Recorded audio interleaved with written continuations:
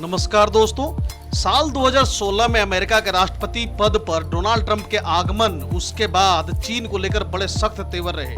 इनके फिर से साल 2024 में चुनकर आए अमेरिकन राष्ट्रपति के रूप में डोनाल्ड ट्रंप के आगमन के साथ ही वैश्विक व्यापार में एक नई रणनीति ने जन्म लिया, जिसे हम कहते हैं टैरिफ डिप्लोमेसी। ट्रंप की अमेरिका फर्स्ट और मेक अमेरिका ग्रेट अगेन यानी कि अमेरिका को फिर से ग्रेट बनाना है की नीति के तहत अमेरिका ने व्यापार संतुलन यानी कि ट्रेड बैलेंस को सही करने के लिए एक सख्त तरीका अपनाया। आयात पर भारी टैरिफ लगाना इस नीति का उद्देश्य था। अमेरिका के उद्योगों की रक्षा, रोजगार को देश में बनाए रखना और राजस्व को बढ़ाना। ट्रंप प्रशासन ने 75 से अधिक देशों पर अलग अलग स्तरों पर टैरिफ यानी कि टैक्स लगा दिए हैं। यह नीति देखने में तो अमेरिका के पक्ष में थी, लेकिन इसने पूरी दुनिया की आपूर्ति श्रृंखला यानी ग्लोबल सप्लाई चेन को ही हिलाकर रख दिया। लेकिन इस उथल पुथल के बीच भारत जैसे उभरते हुए बाजार ने चतुराई से कई अप्रत्यक्ष लाभ उठाए। इसमें हम विस्तार से समझेंगे कि अमेरिका ने टैरिफ से कैसे रोजाना $2 बिलियन से भी अधिक की कमाई शुरू की और गेटेड इंडिया यानी कि कंट्रोल प्रोडक्ट इंडस्ट्रीज और नीति संचालित भारत ने इससे कैसे लाभ उठाया। चलिए चलते हैं, सब समझते हैं। पहले यह समझते हैं कि टैरिफ क्या होता है और इसका उद्देश्य क्या होता है, लगाने के पीछे का उद्देश्य क्या है, क्यों टैरिफ लगाया जाता है। देखिए, टैरिफ यानी कि किसी आयात होने वाले वस्तु पर सरकार द्वारा लगाया गया कर यानी कि टैक्स, जिसका मुख्य उद्देश्य होता है स्थानीय उद्योगों की रक्षा करना, व्यापार घाटा यानी ट्रेड डेफिसिट को कम करना और सरकार के लिए राजस्व जुटाना। डोनाल्ड ट्रंप ने इस साधारण कर व्यवस्था को एक भू राजनीतिक हथियार के रूप में बदल दिया। उन्होंने चीन, यूरोप, कनाडा, भारत, ब्राजील सहित अन्य 75 देशों पर भी टैरिफ लगाए और व्यापार वार्ता में इनका उपयोग दबाव के साधन के रूप में किया। अमेरिका की टैरिफ नीति और उसकी कमाई की अगर बात करें तो ट्रंप के शब्दों में अगर हम बात करें तो विस्फोटक टैरिफ नीति कहते हैं। डोनाल्ड ट्रंप का कहना है कि हम हर दिन टैरिफ से $2 बिलियन से भी अधिक यानी कि अमेरिकन सरकार हर दिन $2 बिलियन से भी अधिक कमा रहा है। ये डोनाल्ड ट्रंप के लगाए गए टैरिफ से। चीन और अन्य देश दशकों से हमारे साथ व्यापार में अनुचित लाभ ले रहे थे, अब समय बदल चुका है। यदि ट्रंप की बातों को भारतीय रुपयों में समझें तो ये रोज की कमाई 1,72,000 करोड़ रुपए से भी अधिक का है। यह भी देखें कि उन्होंने किन किन वस्तुओं पर टैक्स लगाया है। तो चीन से आयात होने वाले स्टील, एल्यूमिनियम, इलेक्ट्रॉनिक सामान, मशीनरी इत्यादि इन चीजों पर उन्होंने चाइना से आने वाले प्रोडक्ट पर ज्यादा इन सामानों पर 104% से बढ़ा करके 125% कर दिया है। यूरोपीय संघ की अगर बात करें तो ऑटोमोबाइल, शराब, डेयरी प्रोडक्ट्स इन पर भी टैरिफ लगे हैं, लेकिन फिलहाल के लिए वो 90 दिन के लिए इन्होंने पॉज कर दिया है। कनाडा व मैक्सिको की बात करें तो उनका भी फिलहाल के लिए इन्होंने 90 दिन के लिए पॉज कर दिया है, जो भी टैरिफ लगाए थे। लेकिन वहां से आने वाले कृषि उत्पाद, स्टील, इस तरह की चीजों पर ये टैरिफ लगा रहे थे। वही भारत सहित अन्य देश की अगर बात करें तो इनमें ज्यादातर जो अमेरिका जाने वाले सामान है उसमें टेक्सटाइल और इंजीनियरिंग का सामान, इन पर उन्होंने टैरिफ 26% लगाया था, जिसे भी फिलहाल इन्होंने अभी 90 दिनों के लिए फिर से इसको पॉज कर दिया है। अमेरिका ने चीन से आयात पर कुछ मामलों में 104% तक टैरिफ लगाया। ट्रंप का मानना है कि इससे अमेरिकी बाजार में चीनी सामान की बाढ़ रुकेगी और स्थानीय उत्पादन को बढ़ावा मिलेगा।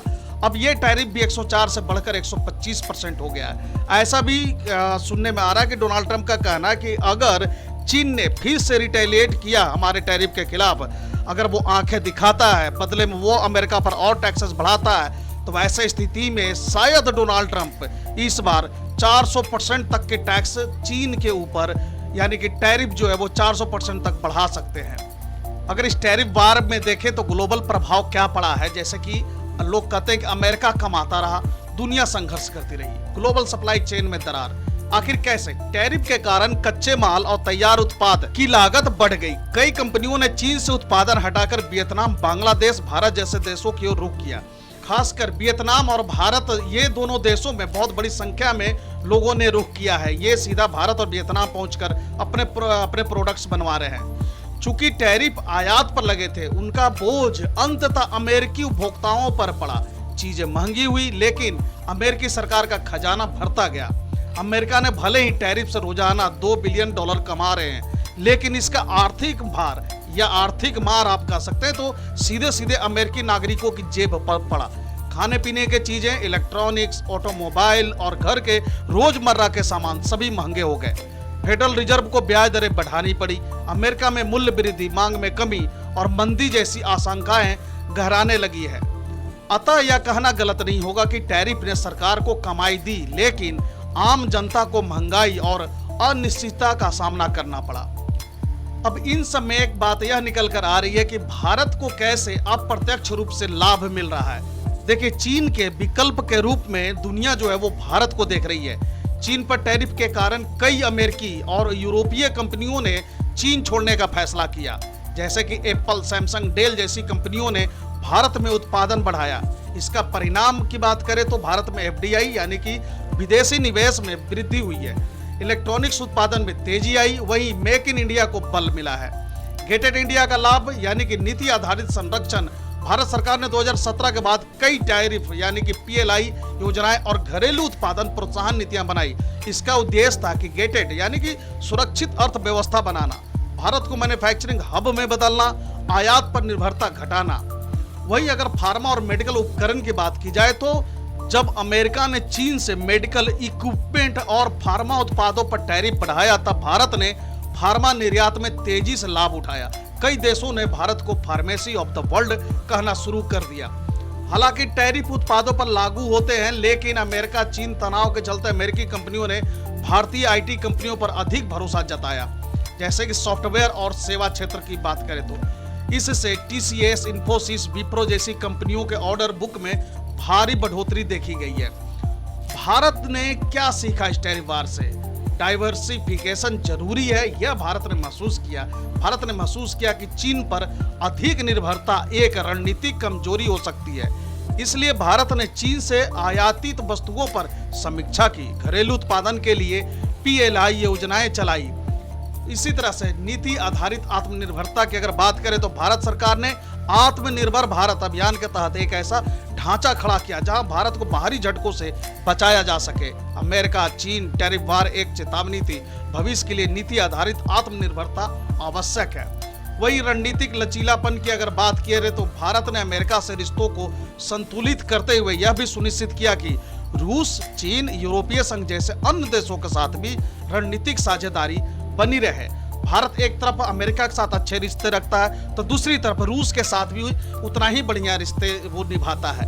भारत यह भी नहीं चाहता कि चीन से भी उसके संबंध ज्यादा खराब हो, इसलिए भारत चीन के साथ भी अपने रिश्तों को बैलेंस करके चलता है। एक तरफ आप देख रहे होंगे कि इजराइल, फलस्तीन, ईरान ये सब आपस में ही लड़ रहे हैं, लेकिन भारत जो है ईरान के साथ भी अच्छी दोस्ती रखता है, तो इजराइल के साथ भारत की दोस्ती तो जग जाहिर है ही। फलस्तीन के साथ भी भारत के रिश्ते अच्छे रहे हैं, तो इसलिए रणनीति में लचीलापन जो है वो भारत हमेशा से अपनाता आया है। अगर अब इन सब की निष्कर्ष की बात करें तो डोनाल्ड ट्रंप की टैरिफ नीति भले ही विवादास्पद रही हो, लेकिन इसने अमेरिका को प्रतिदिन अरबों डॉलर की कमाई करवाई। हालांकि इसका वास्तविक बोझ अमेरिकी उपभोक्ता और वैश्विक व्यापार पर पड़ा। भारत जैसे देश जिन्होंने इस संकट को एक अवसर में बदला, उन पर इसका दीर्घकालिक सकारात्मक प्रभाव पड़ा। गेटेड इंडिया यानी कि नीति आधारित, संरक्षित और आत्मनिर्भर भारत अब अमेरिका और चीन जैसे दिग्गजों के बीच एक संतुलित शक्ति केंद्र बनकर उभर रहा है। भारत ने यह साबित कर दिया कि वैश्विक स्थिरता में भी स्थिर रणनीति, कुशल नेतृत्व और अवसर की पहचान से विकास की नई इबारत लिखी जा सकती है। तो दोस्तों, फिलहाल के लिए इस वीडियो में इतना ही। Thank you for watching.